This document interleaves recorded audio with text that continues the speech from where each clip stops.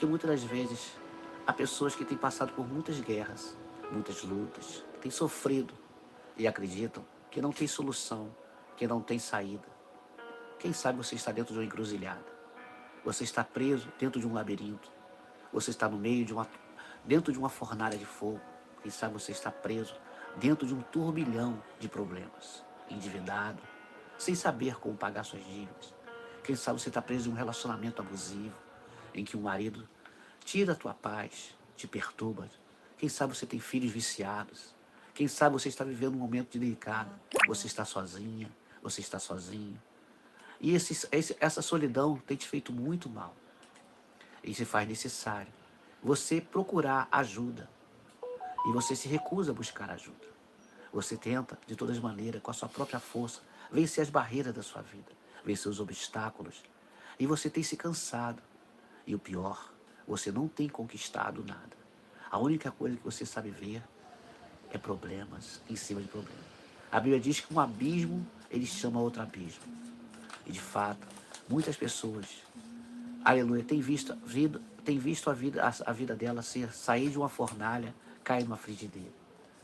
E cada dia mais, sai de um relacionamento e entra em outro. E esse círculo vicioso parece que não tem fim. A mãe sofreu, os filhos sofrem, os netos sofrem na vida sentimental. O pai bebia, o filho bebia. E essa maldição, ela vem acompanhando a pessoa. E o fato é que a maldição sem causa, ela não virá. Toda pessoa que não tem Jesus, ela carrega dentro de si uma maldição, querendo ou não. Porque a Bíblia fala que a ira de Deus está sobre os filhos da desobediência, sobre aqueles que não rejeitam o caminho da salvação. Então se faz necessário reconhecer Jesus como o único Senhor da sua vida, buscá-lo de todo o coração, se arrepender dos seus pecados e tê-lo como Senhor da sua vida. Fazendo assim, você se torna um instrumento e um filho de Deus. Não se pode ser filho de Deus sem reconhecer Jesus como Senhor da sua vida. Então se faz necessário buscá-lo de todo o coração. A Bíblia diz, buscar-me-eis e me achareis, quando buscar de todo o vosso coração. Louvado seja Deus. Aleluia. Então, você que está assistindo essa programação, esse vídeo, procure se aprumar, procure aleluia, se posicionar para que Deus venha ouvir a tua petição e a tua oração. Esse programa, Pergunte e Responderemos, está com duas pessoas muito estimadas pela minha pessoa, que é a nossa irmã Conceição e a nossa irmã Francilene, que eu dei a liberdade para fazer perguntas ao vivo. E você também que estiver passando, entrando nesse canal, quiser fazer alguma pergunta, fique à vontade também. Louvado seja Deus. Está aberto a oportunidade para perguntas, questionamentos, né? A questão é que todos nós temos algum questionamento. A Bíblia fala que nós temos que apresentar diante de Deus as nossas demandas, aquilo que nos incomoda, aquilo que nos prende, aquilo que tenta paralisar. E existem pessoas que guardam dentro de si muitas mágoas, muitas tristezas, muitas decepções e se recusam a se abrir. Fazendo isso, cada dia mais, a amargura do seu coração vai aumentando. É como se fosse um caroço. Conforme você não arrancar do seu coração, ou melhor, do seu corpo, ele vai crescendo cada dia mais. A amargura se torna um câncer. Ela se torna um câncer no coração de cada ser humano.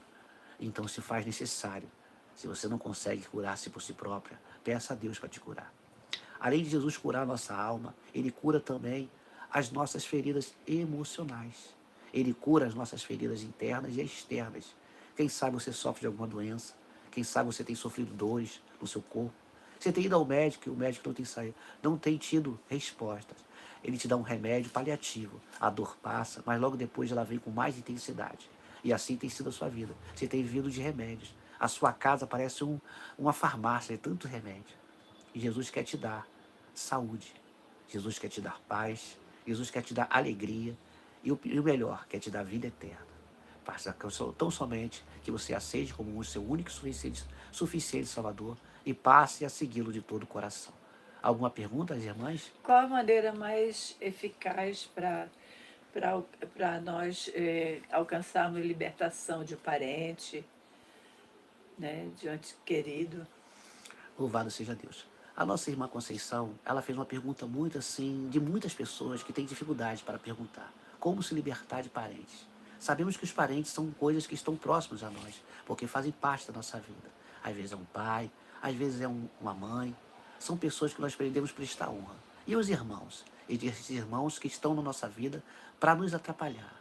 Assim como foram os irmãos de José, que tinham inveja de José, porque José era um homem que sonhava. E existem pessoas que são perseguidas pelos seus próprios parentes dentro de casa. Às vezes porque são pessoas que são bem-sucedidas, têm de Deus, a luz do Espírito Santo de Deus, e por isso sofrem perseguição.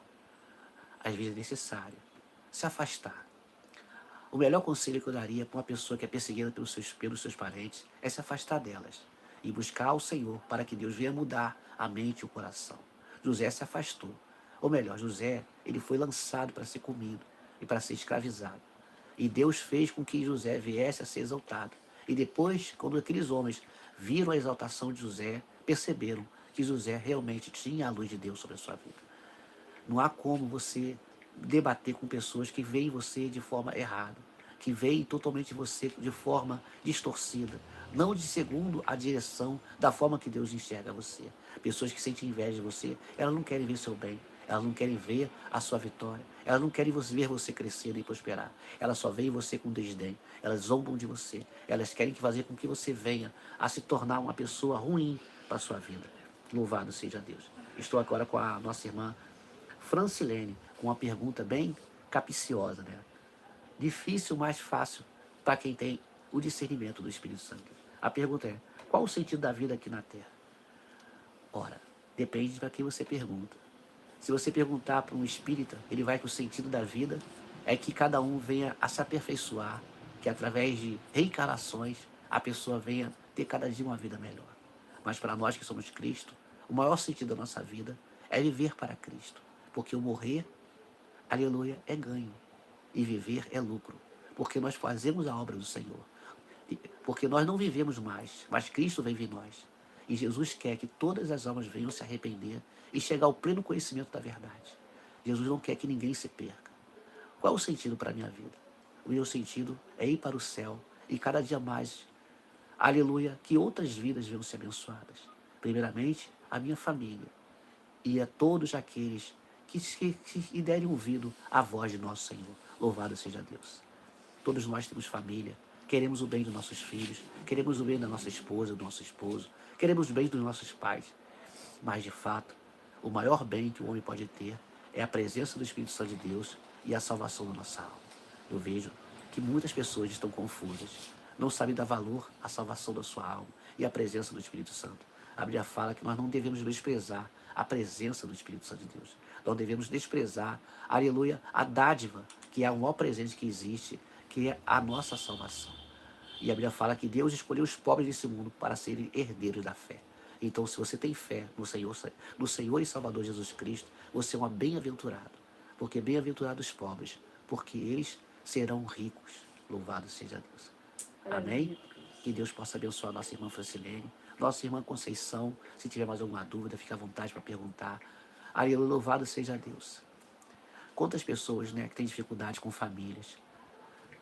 Pessoas que têm, geralmente, em sua casa, pessoas de rebeldes, pessoas difíceis de conversar, pessoas intolerantes, pessoas que perseguem, pessoas que têm inveja, pessoas que querem arrancar aquilo que nós temos, pessoas que não querem somar, apenas dividir. Isso é difícil. E até mesmo na igreja, irmã Conceição.